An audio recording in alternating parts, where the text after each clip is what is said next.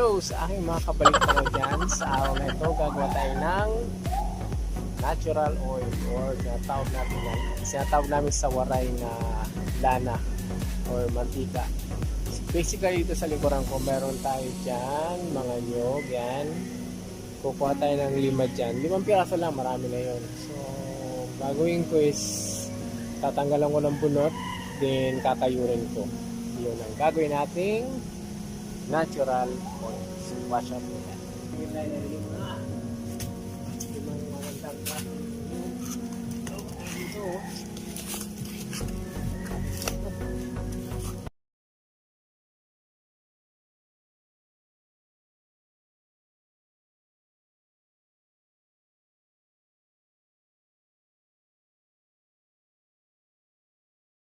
Bibiyakin natin to at kakayurin natin.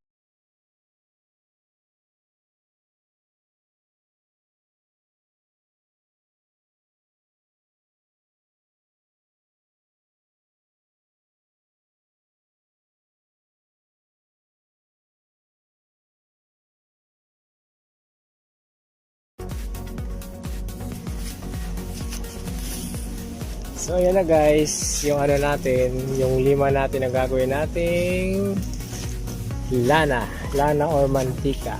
Yeah? Kakayurin ko yan. Ito masarap to guys. Ito masarap. Buhay tawag yun sa amin sa waray. Itong maliit mas masarap to kasi ano siya, matamis to maliit.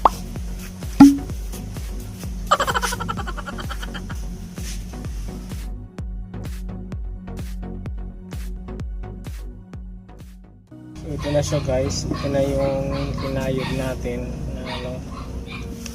Ngayon pipigay na natin siya.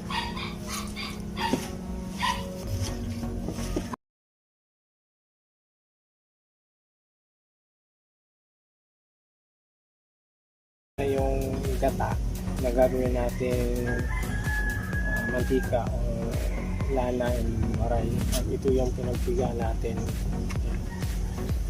basi. Tawag namin dito sa Visayas kasi yan kasi. Ito naman lunok at in Tagalog ito ay gata. Pasalin ko na siya dun sa kawali para maluto na natin.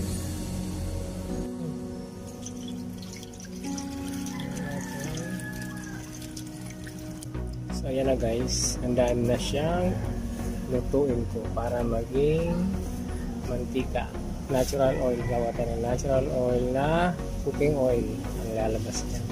Mas magkakaroon ng ugok yan. Yung ugok na yun pwede mong kayo nilagyan ng asuka.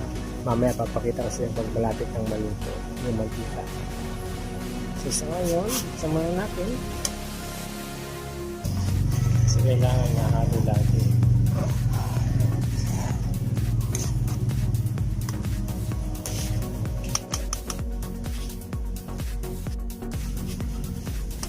Guys, kumukulo na.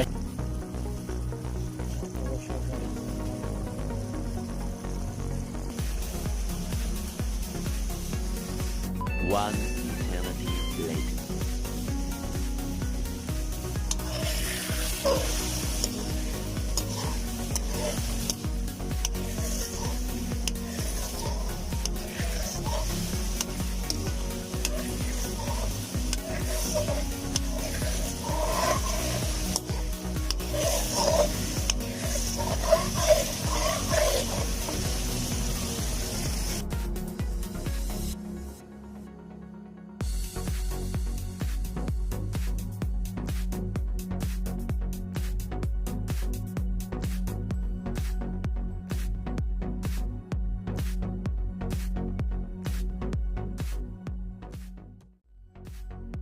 A few moments later.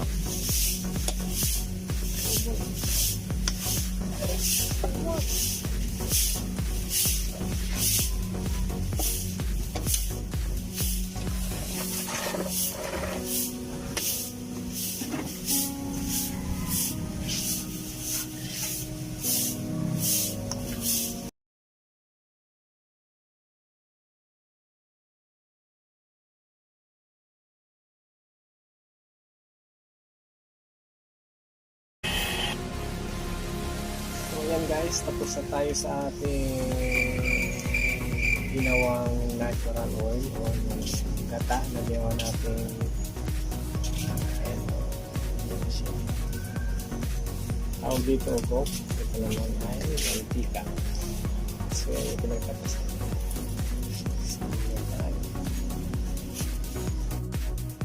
Ayan na siya guys. Ganyan po yung paggawa. Simple yung paggawa ng mantika. Nagkaling sa natural o galing sa milk. Sana may natutunan po kayo. Sa mga hindi ko po nag-subscribe, please subscribe to my channel. Thank you.